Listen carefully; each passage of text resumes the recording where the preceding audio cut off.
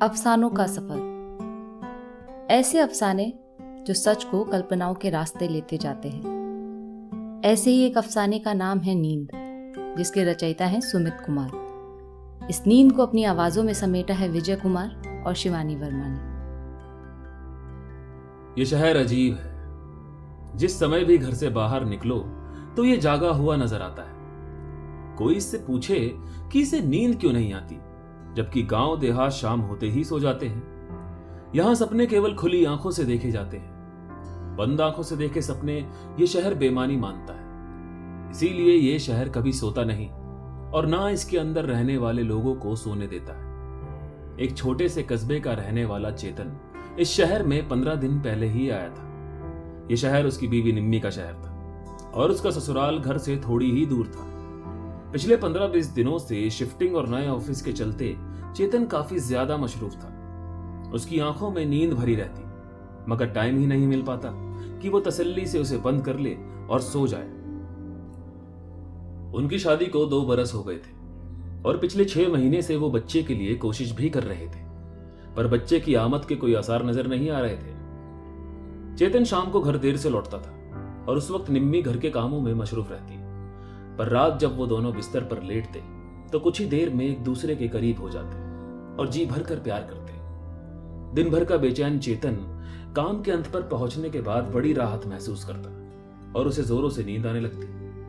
मगर उसकी बीवी निम्मी उसे सोने नहीं देती।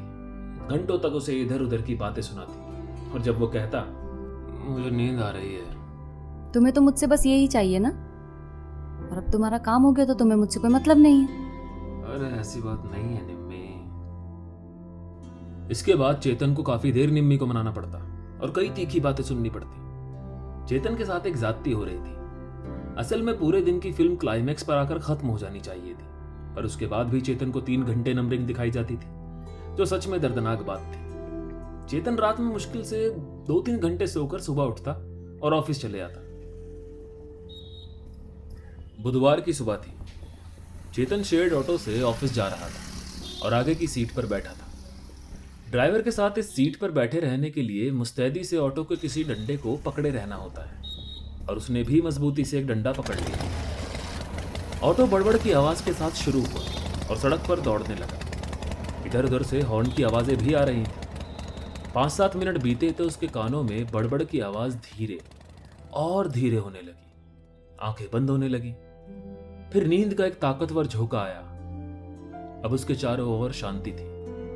कुछ ही क्षण बाद उसका हाथ डंडे से छूट गया और वो चलते हुए ऑटो से सीधा सड़क पर जा गिरा। उसके शरीर में कोई हलचल नहीं थी और वो खून से लथपथ था, और उसकी आंखें ऐसे मुंदी रहीं जैसे कि वो चैन से सो रहा हो। आज उसने इस शहर से सो लेने की इजाजत मांग ली थी और वो सड़क पर इतनी बेफिक्री से सोया रहा कि कभी उठा ही नहीं। ये शहर तब भी जागा हुआ था। निम्मी और चेतन के सारे परिवार वाले आए। पूरी दोपहर घर में मातम बना रहा और देर शाम को वो सब चेतन को भूख आए। कुछ ही देर में रात भी हो गई और इस शहर की जगमगाती रोशनी उनकी आंखों में भी घुसी, जो चेतन के जनाजे के लिए आए थे।